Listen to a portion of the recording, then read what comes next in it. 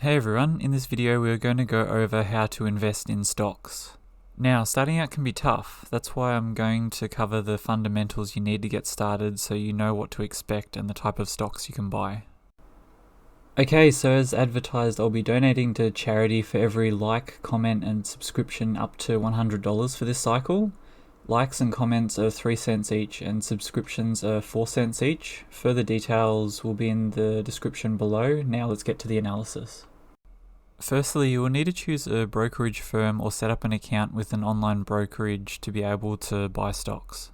And the reasons you would normally go with a brokerage firm is that it's a lot simpler. Some firms may offer advice as a service, and it's normally better to only take advice that you pay for, as sometimes they might recommend a good stock where they get a better commission as opposed to a great stock for you. And if you go with an online broker, they are normally cheaper per trade, but it can be hard to get help with setting up your account or if you run into issues. Okay, now you have your account, you might think, okay, I want to buy a company's stock as it's been performing well and people are getting good returns over the last few months. I should get that too, right? And unfortunately with stocks that are in the news due to good growth, they will normally take a dip and normalize. This is not always the case, but I would not be buying stocks based on the fact that they had recent big growth without doing further research into the company's financial reports and its value. Now, there are two main types of stocks. Dividend, where the company pays you money for owning stocks on a periodic basis, and growth stocks, or stocks that reinvest their money back into the business to grow its earnings and in turn its stock price.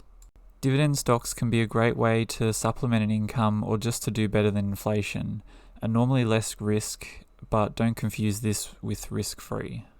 And with dividend stocks, you might think I'll just look for the stock with the highest dividend and that's the best one, right?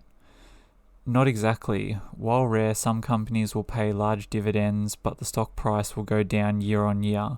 And while the dividend percent is good, the value of your stock goes down and you could be much worse off than if you had picked a company with a bit lower dividend, but is growing its stock price as well. Now, for growth stocks, there are two main methods or variations of the methods that you can use to pick stocks. The two I will touch on here are charts and value investing. Stock charts are used to gauge what the price of the stock is compared to what it was up to a specified time frame. For example, the stock price changes over a day, week, month, year, and so on. You can also look at different markers like Bollinger Bands, RSI, and MACD, to name a few.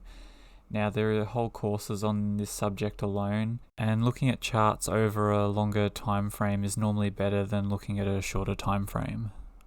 Now, for value investing, this is where you would look at details like the price to earnings ratio, the earnings per share, and the growth rate, to name a few. And you could use a formula to try and estimate what the stock is worth.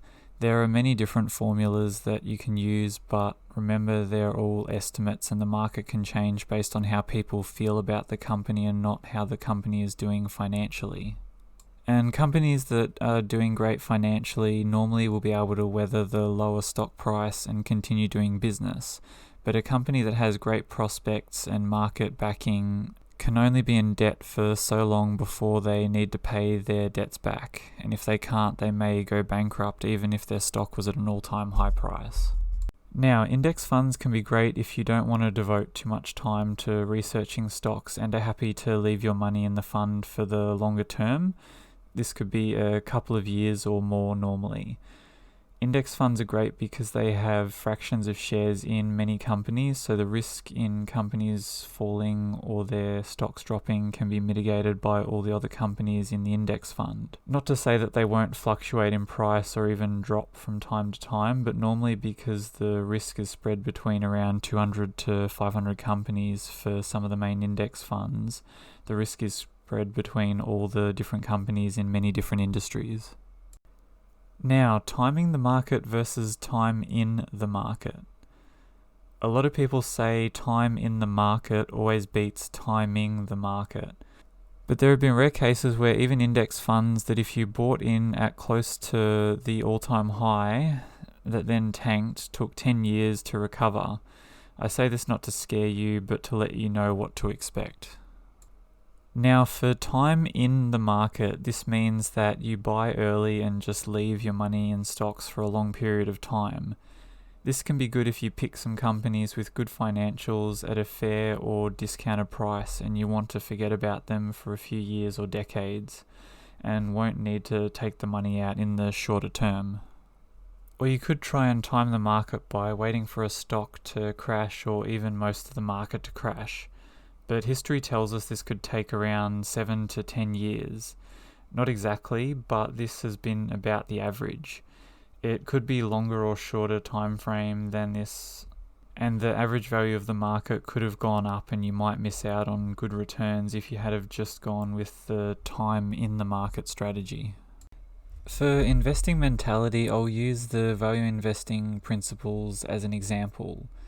I would start by seeing if the stock is cheap, then I also look at the company's financials to make sure they are not in a lot of debt, that their financials are healthy among other things, and the reason I do this is to be comfortable that the risk of the company going bankrupt is as low as possible. So if you see a 10, 20 or even 80% drop in the stock price, I would be more likely to buy more as opposed to sell at a loss, so that in a few years' time when it comes back I could make 15 or much higher returns.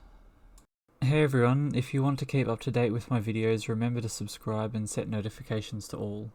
I say all this not to scare you, but to prepare you mentally for what stocks can do, so that when a crash happens, you know you have done your research and are okay when everyone is selling and the price is dropping because you did your research. You know that the likelihood of the company going bankrupt is low and that most will come back after a couple of months to a couple of years' time. Thanks for watching, and if you want me to make more videos about any of the topics covered here or any other financial topics, leave a comment below with what you would like to see and I'll do my best to make it happen. Thanks again for watching. Also, a quick legal disclaimer, I'm not a financial advisor and this should not be taken as financial advice. Please consider talking to a financial advisor before making investment decisions.